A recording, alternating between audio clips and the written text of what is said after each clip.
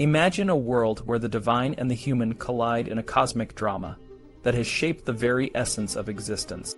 This is the story of humanity's fall from grace and the profound efforts to bring us back to the divine embrace. At the heart of this story are two pivotal theories, the Ransom Theory and Anselm's satisfaction theory. These theories grapple with the fundamental question: how can a perfect, all-powerful God forgive and redeem a fallen humanity? The Ransom Theory proposes that God, in a grand act of love, offered something precious to the devil to free humanity from sin. It's a tale of divine sacrifice and cunning, where God outwits the devil to reclaim what was lost. However, Anselm's satisfaction theory offers a different perspective. According to Anselm, humanity's sin is not just a personal offense, but an immeasurable debt owed to God. This debt is so vast that no mere human can pay it.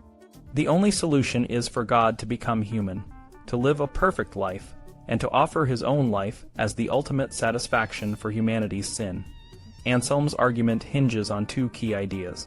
First, the vast gap between the infinite God and finite humans. In comparison to God, humans are almost nothing. Second, the concept of family solidarity, where the actions of one member affect the entire group. Anselm believes that God's original plan for humanity must be fulfilled, but the offense against God must be set right. This can only happen through punishment or satisfaction, and since the guilt is immeasurable, the satisfaction must be equally immeasurable. No mere human can offer such satisfaction, but God, in his infinite wisdom, becomes human to do what no one else can. However, not everyone agreed with Anselm's theory. Peter Abelard, a prominent theologian, saw it as a blasphemous misrepresentation of God's character. He argued that God is fundamentally loving and does not need to be appeased. Christ's life, death, and resurrection, according to Abelard, are not about paying a debt, but about demonstrating God's love and rekindling a love for God in human hearts. Hugh of St. Victor attempted to harmonize the ransom and satisfaction theories by framing them within a legal context. He proposed that both the devil and humanity are guilty, but humans have a legal case against the devil. However, they need an advocate, and that advocate is God. Christ's death, in this view, not only satisfies God's justice, but also provides the means for humans to bring suit against the devil. Aquinas and Bonaventure, on the other hand, saw the satisfaction theory as central to Christ's saving work, with love and role modeling as additional benefits. They divided the sin problem into two parts, removing guilt and reversing damage. Forgiveness deals with the guilt, while reversing damage involves restoring spiritual and physical order. The fall of Adam not only plunged humanity below its natural state, but also forfeited the anticipated supernatural benefits. Therefore, Christ's work is not just about bringing us back to our original state, but about elevating us to a higher, more divine existence. This involves not only spiritual recovery, but also the re-establishment of human dominion over the material world. Sacraments play a crucial role in this process.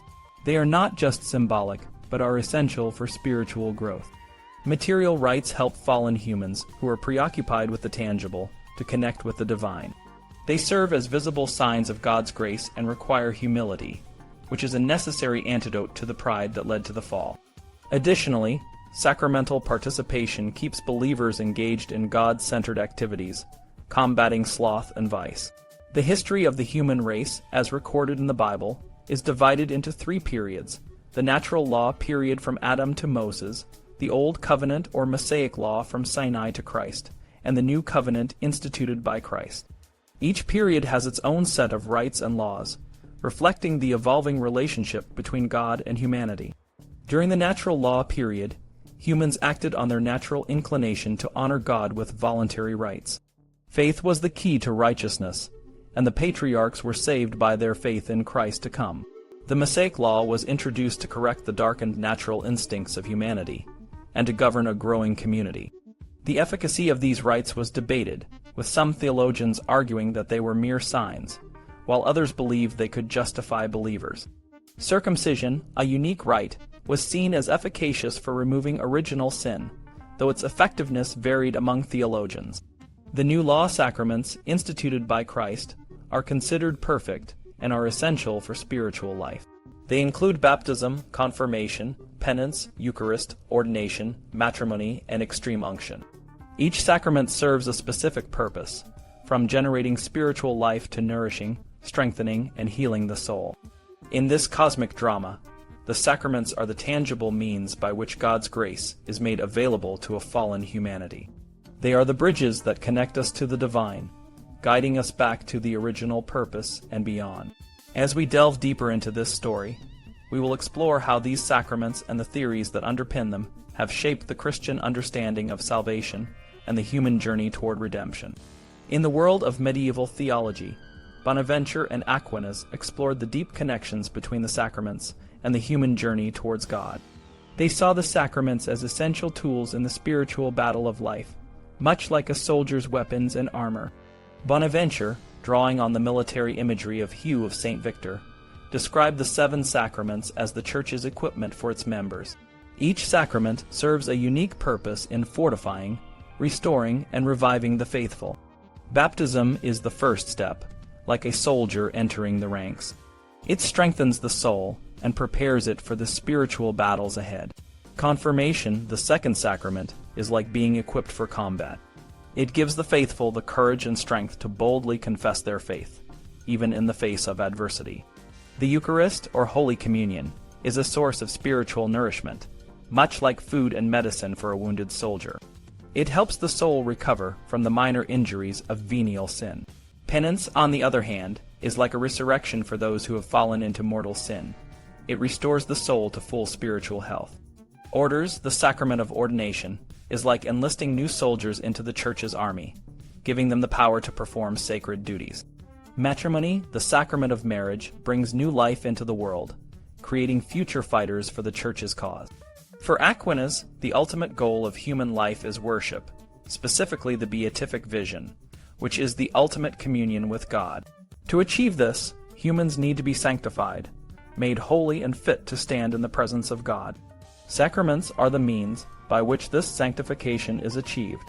They are signs that point to the ultimate goal of human life, the grace and virtues that make us fit for worship and eternal life with God. Aquinas explained that sacraments work in 2 ways. First, they remedy the damage caused by sin, healing and restoring the soul. Second, they perfect the soul, making it more capable of worship. Baptism, the first sacrament, imparts the initial grace needed for salvation. Penance restores this grace when it is lost through mortal sin. Each sacrament contributes to the soul's growth in faith, hope, and charity, the 3 theological virtues. Some sacraments, like baptism, confirmation, and ordination, leave an indelible mark on the soul, called a character. This character is a spiritual power that equips the recipient for specific roles within the Church. Baptism marks the soul with the ability to receive spiritual benefits, while confirmation marks it with the power to boldly confess the faith. Ordination marks the soul with the power to perform sacred rites and bring others closer to God. The Eucharist stands out among the sacraments. It is the pinnacle of Christian worship, a moment when the faithful are united with Christ in a profound way. During the Eucharistic prayer, the bread and wine are transformed into the real presence of Christ's body and blood. This transformation happens regardless of the worthiness of the recipients. Even if no one is present to receive the Eucharist, Christ's body and blood are still present on the altar. This is a promise of Christ's continuous presence with his people, a way of keeping his promise to be with us always. In contrast to other sacraments, which are completed through their use, the Eucharist has a unique permanence.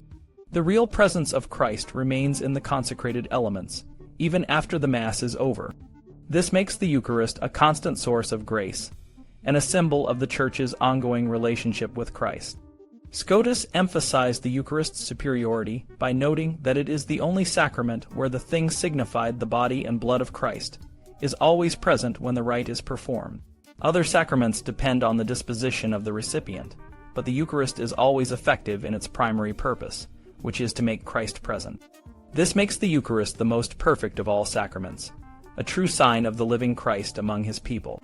In the medieval understanding, the Eucharist is not just a ritual, but a living reality that brings the faithful into the very presence of God. It is the ultimate expression of the Church's mission to unite humanity with the divine, a mission that continues from generation to generation. Sacraments are special religious ceremonies that involve material elements like water, oil, bread, and wine, along with physical actions and spoken words. In medieval Christian thought, these sacraments were seen as more than just symbols. They were believed to have the power to bring about spiritual benefits and the real presence of Christ's body and blood. Medieval theologians faced a significant challenge. How could material things like bread and wine, or actions like baptism, have the power to cause spiritual effects? They believed that sacraments affect what they figure, meaning they bring about what they signify. For example, the Eucharist communion was thought to contain Christ's body and blood, and baptism was believed to cleanse the soul of original sin. However, the idea that material things could cause spiritual effects was problematic for several reasons. Divine control. If sacraments could produce grace or the real presence of Christ, it might seem like humans could force God's hand. For instance, if a priest could make Christ's body and blood present through the Eucharist, it might appear as if the priest had the power to summon God. Supernatural grace. Medieval theologians believed that grace was a supernatural gift from God, not something that could be produced by natural means. If sacraments could cause grace, it would blur the line between the natural and the supernatural. Material and spiritual. Bonaventure and Aquinas argued that material things cannot have spiritual powers. Spiritual effects like grace are different from physical effects and cannot be caused by physical means. This raised questions about how a material sacrament could cause a spiritual effect. Proportionate subject. According to Aristotle, the subject of a form must be proportionate to the form. A spiritual form, being simple and without parts, cannot exist in a material, divisible subject. This made it difficult to see how a sacrament, which is a material thing, could have a spiritual power. Causal nobility. The principle of causal nobility holds that a cause must be more excellent than its effect. If a sacrament could cause grace, it would need to be more excellent than grace, which is a noble effect. This was seen as impossible, since grace is a higher form of goodness than any created power. To address these issues, some theologians, including Bonaventure and Aquinas, proposed the divine assistance theory. According to this theory, sacraments do not have inherent power to cause spiritual effects. Instead, God has made a pact to produce these effects when people participate in the sacraments. Divine pact. God has promised to grant grace and the real presence of Christ when people participate in the sacraments. The sacramental rite itself does not have any inherent power. It is the occasion for God's action. Analogy with law.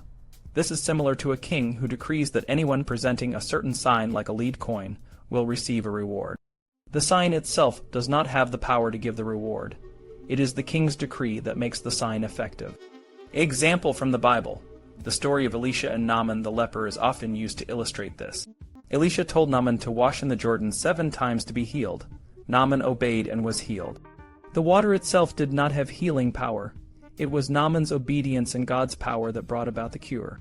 Bonaventure found both the inherent power and divine assistance theories defensible, but he leaned towards the divine assistance theory as more reasonable and pious. He argued that while both theories could be defended, the divine assistance theory was more aligned with the idea of God's control over the spiritual effects. Aquinas, however, strongly opposed the divine assistance theory. He believed it reduced sacraments to mere signs, and removed any real causality from them. For Aquinas, if a sacrament did not have some aspect of causality, it would not truly be a sacrament. He used Aristotle's distinction between per se real and per accidens, accidental causes, to argue that the sacraments must have some real causal power, even if it is not an inherent power in the material elements themselves. The debate over sacramental causality reflects the complex interplay between theology and philosophy in medieval Christian thought. The divine assistance theory sought to maintain God's sovereignty while explaining how sacraments could be effective, whereas the inherent power theory emphasized the real causal role of the sacraments themselves. These discussions continue to shape Christian theology and the understanding of sacraments today.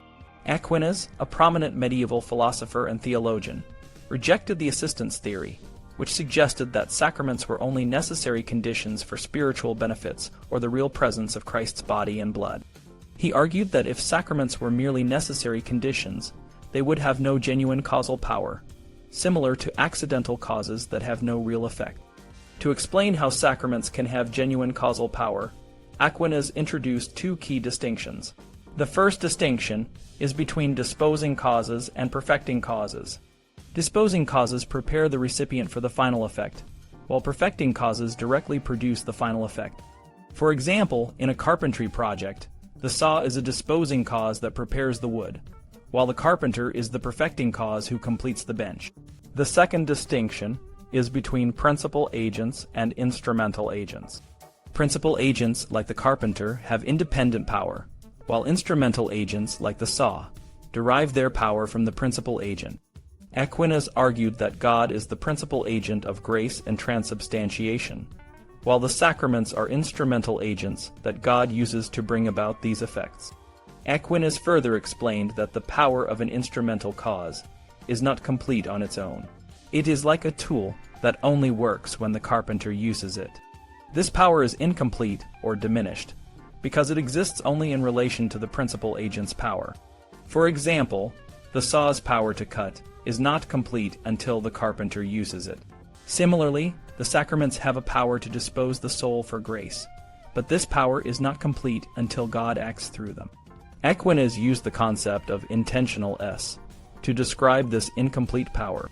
Intentional esse is a kind of existence that is not fully actual, but is directed toward a specific effect. For example, when the eye sees red, the redness exists in the eye in an intentional way, not as a physical redness.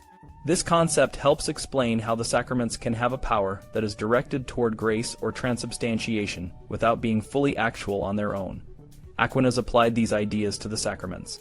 He argued that the sacraments, like baptism and ordination, are instrumental causes that dispose the soul to receive grace. For example, baptism disposes the soul by creating a spiritual character or ornament, which prepares the soul to receive grace. However, the sacraments do not complete the effect of grace. Only God, as the principal agent, can do that.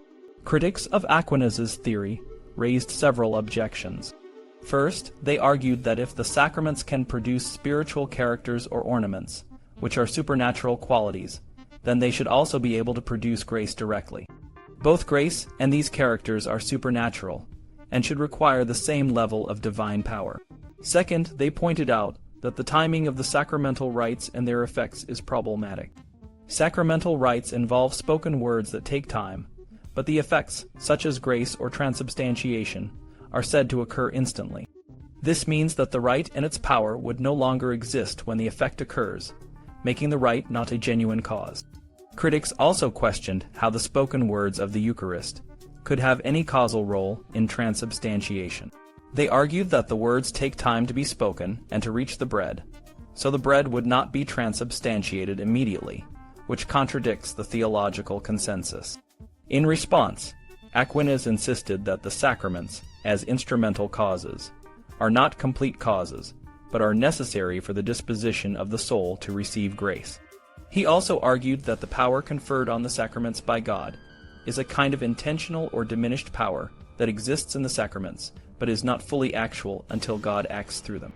This power is not categorized in the same way as complete beings, but it is sufficient to explain how the sacraments can have a genuine causal role in the spiritual life. The debate over the nature of sacramental power and efficacy has been a significant point of contention among medieval theologians and philosophers.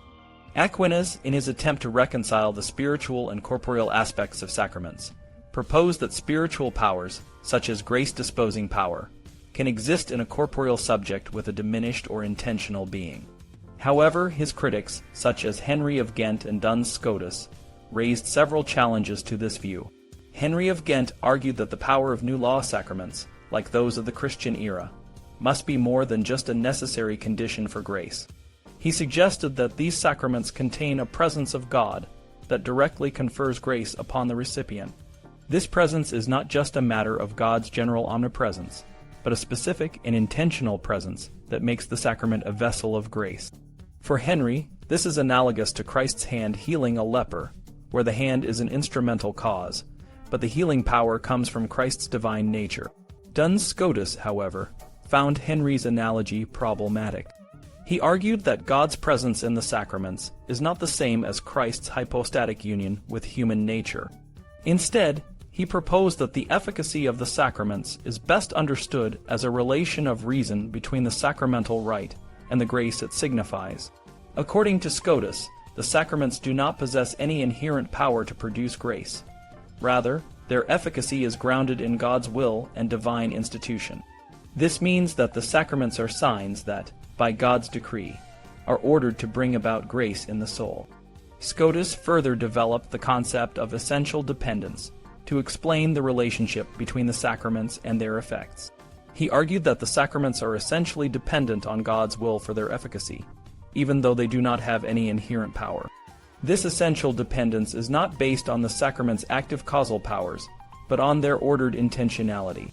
For example, in Aristotelian optics, the sun C1 illuminates the air E1, which is a necessary condition for a colored object C2 to produce a sensible species E2.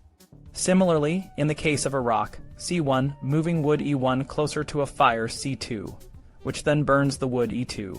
The movement of the wood is a necessary condition for its combustion. In both cases, the prior effect E1 is essential for the posterior effect E2 to occur. But this dependence is not due to any active causal power of E1 itself. Scotus's theory of essential dependence provides a way to understand how sacraments, which do not have inherent power, can still be efficacious.